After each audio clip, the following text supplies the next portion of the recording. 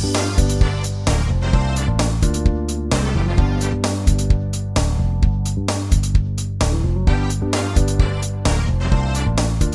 everyone, Blake Crash-Priddle here, and it's time for another edition of The Medley. We're all kinds of different, and this time our guest is Cliff Thorburn. Cliff Thorburn is a retired professional snooker player, and he's currently a snooker instructor. What started off as a hobby turned into an amazing career where he won the World Snooker Championship in 1980. Cliff Thorburn is Canadian, and he's also said to be the only snooker player from the Americas to win the World Championship in snooker. What inspired you to become a professional snooker player? Well, I was born in Victoria, BC, a sports-minded area, and I played lacrosse and baseball, soccer, and I just went bowling and with my dad one night, and I heard this clicking noise down from the basement that door. Well, I know a door like a hallway, and I just went down there and saw somebody bank a ball in the side pocket, and a groan went up, and a few guys threw some money on the table, and it just the bright green cloth and the colored balls and the frilly shade, so to speak, and I just wanted to see that kind of world again, and I ran upstairs and I said to my dad, explain what I just saw, and he said to me, he paused and he said, don't go down there. So once he said that, of course I had to go down there again. So anyways, I just, I started to play a little bit, and I just fell in love with the whole rectangular world of playing on a billiard table, and it was snooker, and I really wasn't supposed to end up or do what I did, being born in Victoria, because the game was really frowned upon, and many things, or a bum's game or this and that, and it wasn't really fair, because nobody even knew that there was a World Championships, including myself, and the World Championships had been going on for probably 35 years already in the UK. So, but it was a well-kept secret. But anyways, so that's how it started. And I just wanted to be in that world all of my life, and I'm still there. I'm going up to Ottawa tomorrow. Actually, flying up to Ottawa tomorrow to put on an exhibition. So there.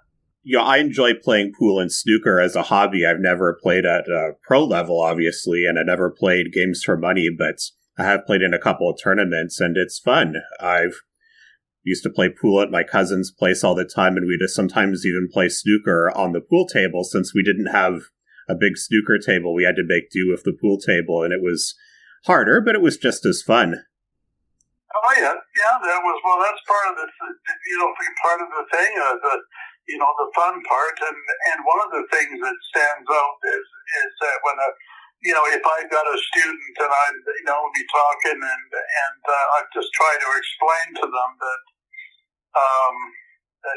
everybody's so concerned about how they play and what the score is and everything, and it just really sometimes I just wonder the best games of golf that I ever had, I didn't even have to have a pencil and I keep score, and the same things applied with snooker. If you're just having a great time, and okay, so you're keeping score, but there's more to it than that. And then you have a moment where you play the best that you've ever played in your life, and it's like playing over your head is what they used to call it. Well, and probably still call it.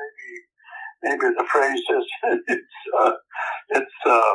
you lucky so and so kind of a thing now, or all the phrases that have been used. But once you play over your head and the joy and the glee of that you've done one of the most wonderful things that you've ever done in your life when you haven't missed a shot, and for the first time in your life that you're not going to miss a shot for a while, and it really is. It's one of those moments that will take you to the next level, and the excitement, and of course, all depends how old you are, but the excitement is, like for a game or a sport, is second to none. That's for sure. Your nickname during your pro career was the Grinder. I know lots of snooker players have nicknames. Where did the nickname the Grinder come from? I don't know. Never gave up, and not always looking for an answer. Didn't want to, I didn't want to leave my,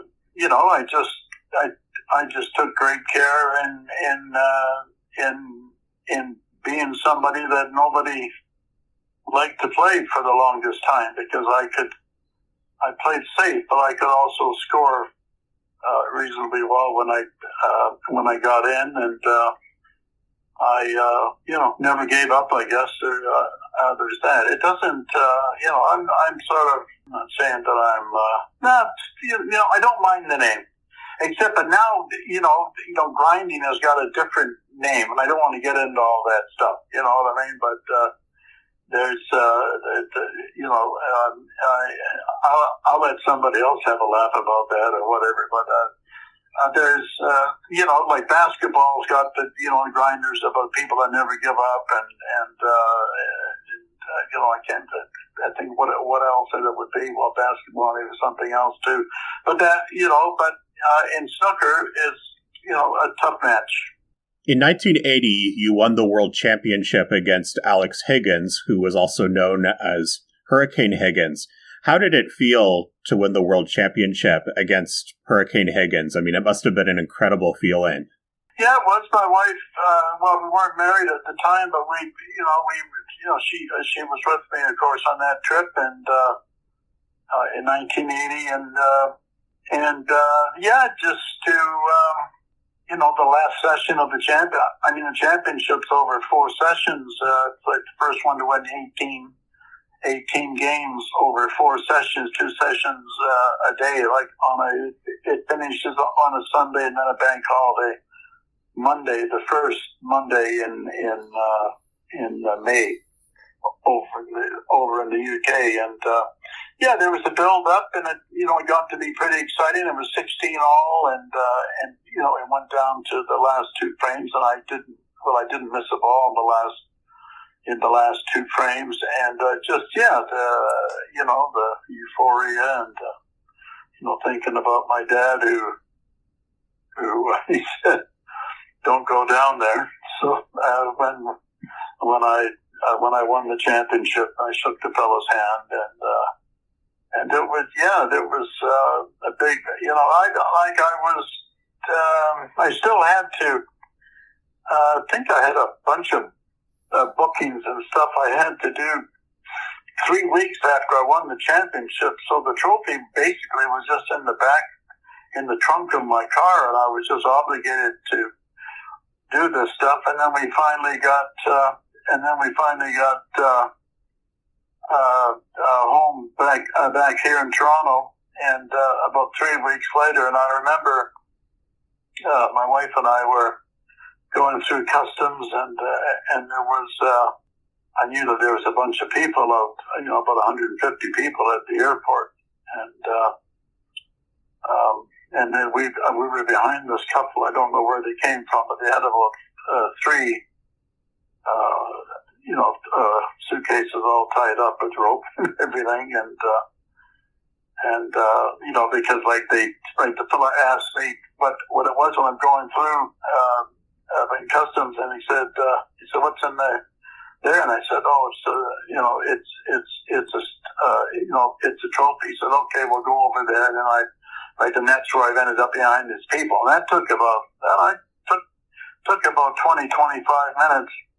And then so they finally, got through. And then the guy said to me, what's in there? And I said, "Oh, it's the World Championship trophy." He said, "Well, congratulations, you can go."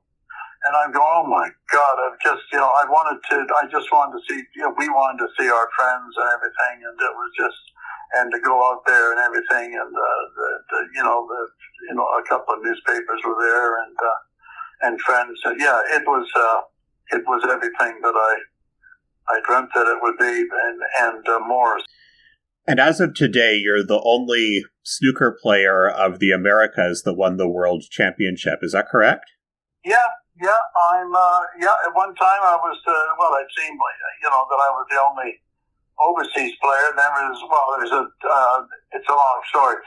But there's Neil Robertson won from Australia, won it about 12 years ago. And then, and now this Zhao Xingtong is now the current world champion, and he might even win it again this time. But yeah, to be the only one in the Americas, I think has really got a nice ring to it, and because of the fact that it's not pool, and it's snooker. It's a British Commonwealth game, and to actually come out of our system, and be our snooker system with no tournaments to begin with, and just learning the game all over again because the balls and everything were so different over the UK compared to here, was like a trial, like everything else is. But to be the only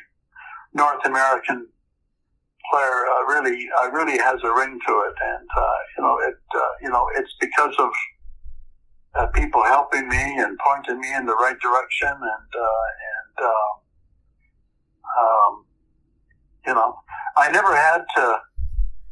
I never had to have a Canadian flag stamped on my forehead because everybody knew who I was and where I was from, and they're always going to, they're always going to be that way.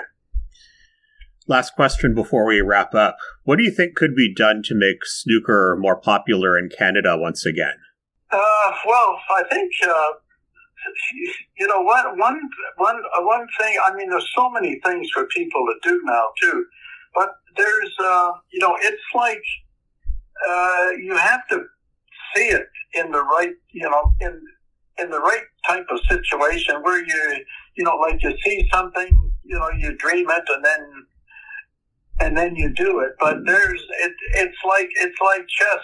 If you don't know where it's like when I first looked at chess, because I didn't know where all the pieces went. I thought it was a silly game, and then I found out, like back in 1970, when Spassky and Bobby Fischer were playing, that that all of a sudden there was this game, and the pieces and all the moves are in the paper, like the next day, and getting to see it, but also junior development. I mean, I'm coaching a couple of really young kids now, about 13 years old, and boy, is it ever fun just seeing them,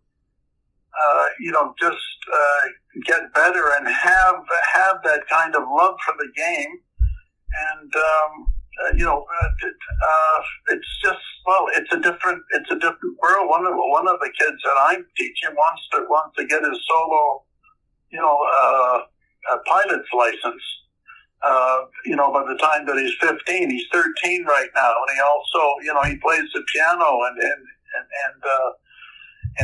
his sister plays the violin, and they do concerts together. I mean, this is the kind of world that I'm sort of in right now, like just, on the fringe, of course, but like, that kind of thing. But I mean, it's just, you've got to, if you open up a restaurant, you just want to have a chance. You want to get the person in there, like you just want them in there once to have, like, to taste your food, to be in the environment, to be around the people.